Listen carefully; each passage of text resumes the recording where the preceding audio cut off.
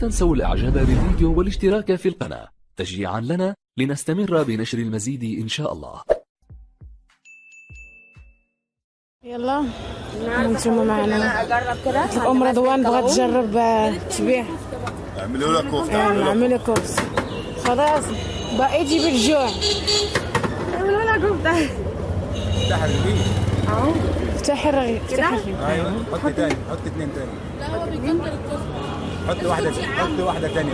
يا عم سيبها خليها تدخل. هو ده ايه؟ ايوه حط طحينه بس من هنا. فين بقى؟ هنا؟ ايوه عايزه طحينه؟ لازم معلقتين كمان. لا لا قولي بقى ده يعني هتاخدي حاجه وصايه من ام رضوان؟ حطيه على الجريل هنا.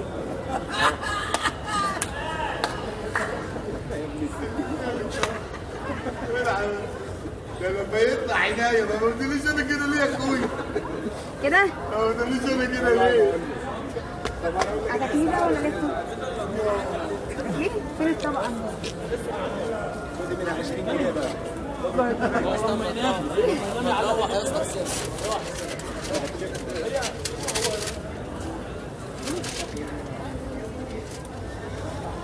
على ام رضوانه. بياع الكبده فاشله.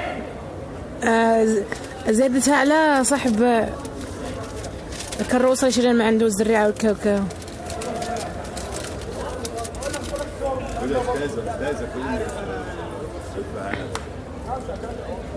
بصراحه الاكل عندهم والله الاكل عندهم أكل هنا عربيه زمين. عنتر امام بتاع الكبدة عند مسجد قلاوون.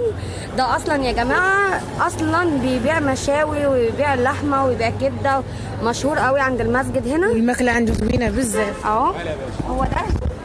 معلش بقى عايزك بقى تقول للناس انت يعني انت قلت لي انا اصلا من الاساس دي شغلانتك. اصلا احنا كبابجيه اصلا. والسندوتش ده كده جه كده فكره يعني. فالحمد لله تمام يعني منورين وانتوا. احنا خسرناك سندوتشنا. لا والله انتوا شرفتوني ونورتوني. الله يكرمك. نورتوا يا جماعه. اتمنى اكون ضيفه خفيفه معاك النهارده وما خسرناكش حاجه ان شاء الله. لا زي العسل نورتوني. الله يكرمك. وارد ان شاء الله نشوفكم مره ثانيه. ان شاء الله. السلام عليكم. منورين. السلام عليكم. مع الف سلامه. ام محمد بتضرب كبده.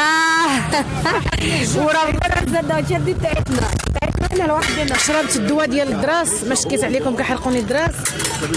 شربتو على المعده خاويه. عرفتي ضروري خاصني ناكل.